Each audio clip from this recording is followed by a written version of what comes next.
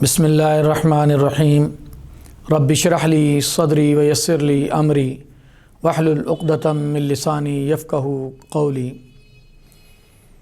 ناظرین، میں right way consulting کے فورم سے لئیک احمد خان رانا آپ کی رہنمائی کرنے کے لیے حاضر خدمت ہوں۔ آج میں جس موضوع پر بات کروں گا وہ بہت اہم موضوع ہے اور تمام لوگوں کو اس کا سامنا کرنا پڑتا ہے، وہ ہے وراثت۔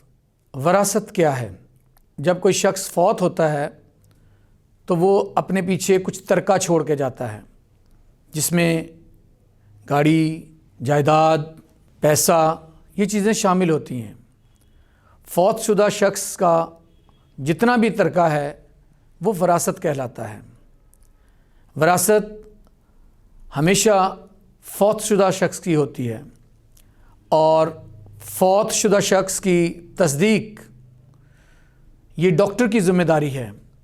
ڈاکٹر سرٹیفکیٹ جاری کرتا ہے کہ فلاں شخص فوت ہو گیا ہے، لہٰذا اس کی وراثت جو ہے وہ تمام لواحقین میں بانٹ دی جائے گی۔ اب فوت شدہ کی سرٹیفکیٹ جاری کرنے کی ذمہ داری ڈاکٹر کی ہے۔ جب ڈیڈ باڈی سامنے ہوگی تو یقیناً ہمیں پتہ چل جائے گا کہ یہ شخص فوت ہو چکا ہے، یا ڈاکٹر اس کی تصدیق کر دے۔ لیکن میں جس بات پر آپ کی توجہ دلوانا چاہتا ہوں وہ ہے کہ وہ لوگ جو مسنگ پرسن ہیں، جن کی ڈیڈ باڈی سامنے نہیں آئی ہے، جن کو ڈاکٹر نے دیکھا نہیں ہے، ان کے بارے میں قانون ہماری کیا رہنمائی کرتا ہے۔ جس طرح ابھی چند دن پہلے ہمارے کوہ پیما پہاڑ پر گئے، اپنی مہم جوئی کے دوران غائب ہو گئے، ان کی ڈیڈ باڈیز نہیں ملی، لیکن میں نے میڈیا پہ دیکھا بہت سے لوگوں نے شور مچایا کہ وہ فوت ہو گئے۔ لیکن قانون ہماری کیا رہنمائی کرتا ہے، میں آج اس لحاظ سے بات کروں گا، کیونکہ جب یہ اعلان کر دیا جاتا ہے کہ ایک شخص فوت ہو گیا تو ظاہری بات ہے اس کی جتنی جائیداد، جتنے معاملات ہیں، وہ اس کی موت سے شروع ہو جاتے ہیں۔ اب موت کی تصدیق کوئی قانون دان نہیں کر سکتا، موت کی تصدیق کوئی حکومتی نمائندہ نہیں کر سکتا، موت کی تصدیق کوئی اس کا ریلیٹیو نہیں کر سکتا، موت کی تصدیق کوئی بھی اس کے جاننے والا جو اس کے ارد و گرد موجود تھا وہ بھی نہیں کر سکتا اگر شخص سامنے نہیں ہے۔ شخص کا سامنے ہونا، ڈیڈ باڈی کا سامنے ہونا، یہ موت کی تصدیق ہے۔ ڈاکٹر کا اس ڈیڈ باڈی کا معائنہ کر کے تصدیق کر دینا، یہ موت کی تصدیق ہے۔ یہ جو خبریں چلا دی جاتی ہیں کہ فلاں بندہ جو ہے وہ فوت ہو گیا جبکہ اس کی ڈیڈ باڈی موجود نہیں، تو اس کی وراثت کے مسئلے بہت زیادہ پیچیدہ ہو جاتے ہیں۔ اگر وراثت تقسیم ہو جاتی ہے اور بعد ازاں وہ شخص سامنے آ جاتا ہے تو اور پیچیدگیوں کا سامنا کرنا پڑتا ہے۔